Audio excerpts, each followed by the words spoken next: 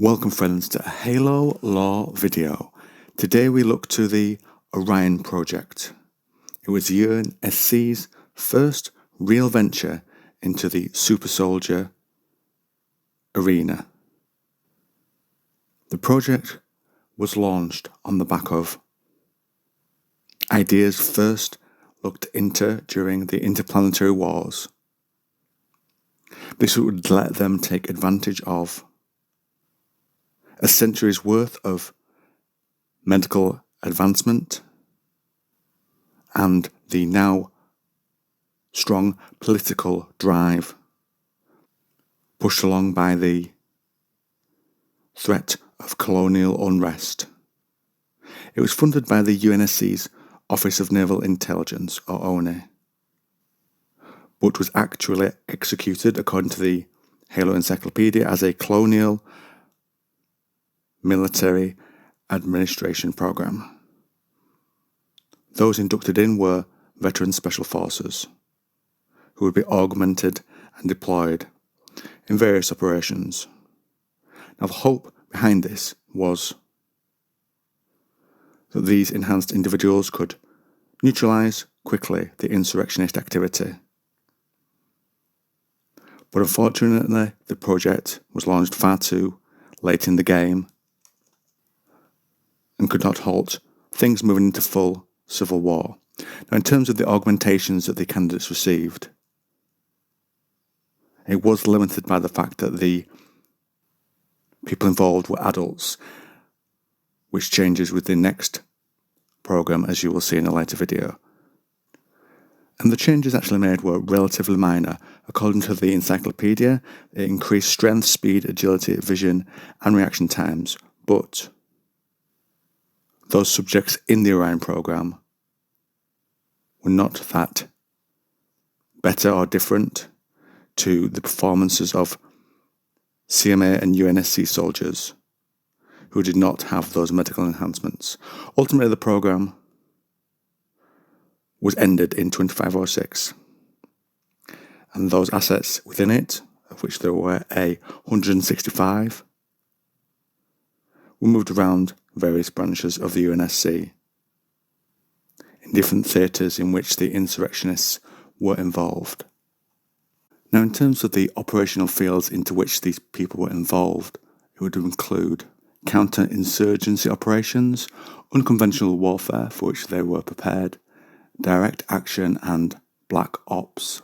And to list some of the enhancements that we touched on earlier, it would include muscular enhancements, pulmonary respiratory enhancements, retina inversion injections, and cochlear enhancement tuning.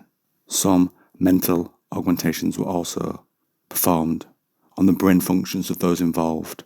They would be able to learn better because they could move and think at a faster rate. The first theatre into which the Orion subjects were deployed was an operation known as Jalamain.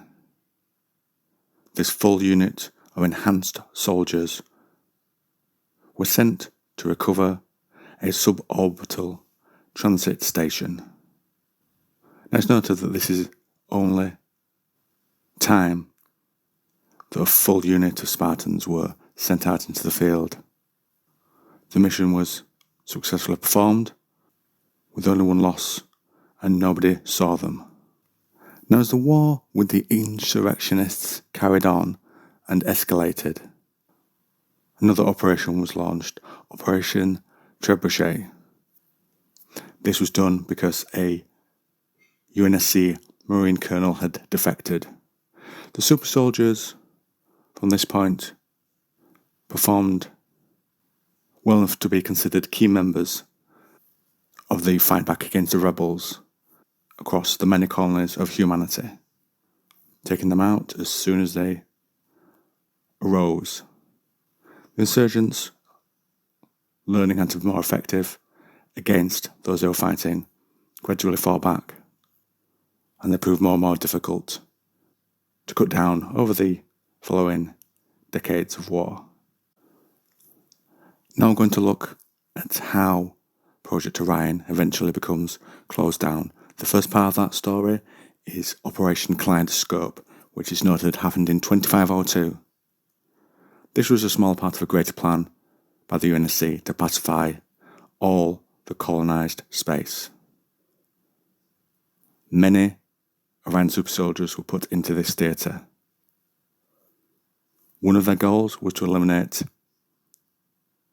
a major leader of the multiple insurrectionist factions called Gerald Mulcahy.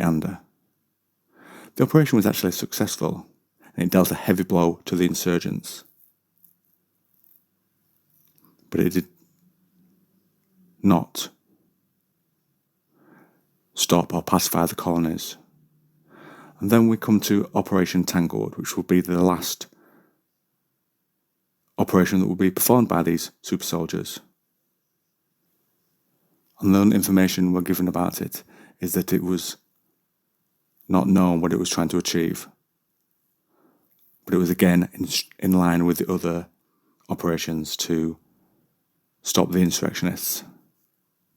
And so, with its effectiveness proven to be very low, the Orion project was closed down in 2506. And as I touched on earlier, those that remained would be redeployed. Now, there's some legacy elements to this which we're going to go over now. Some of the soldiers had side effects as a result of what was done to them. Things like mental instabilities, and they would be discharged from the military due to this.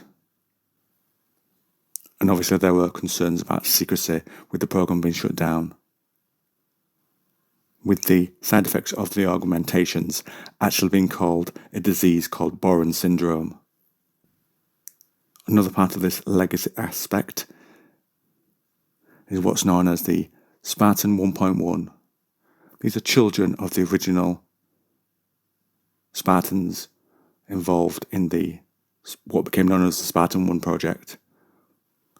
There are 16, two of the names, Janicer James and Kevin Morales, who, due to the augmentations that their parents underwent, they, throughout their lives, had to receive injections to ensure they could grow without defects.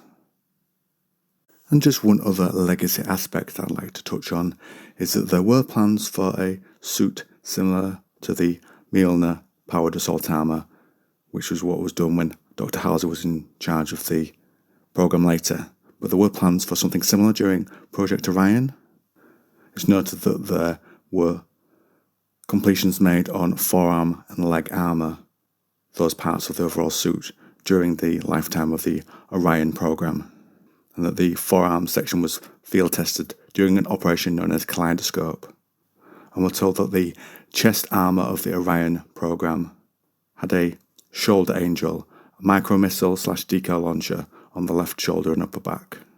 This provided very valuable information on the range of motion and protection used when the Mjolnir armour was later made. And now, friends, I turn things over to you. You got a comment to make? Drop me one down below.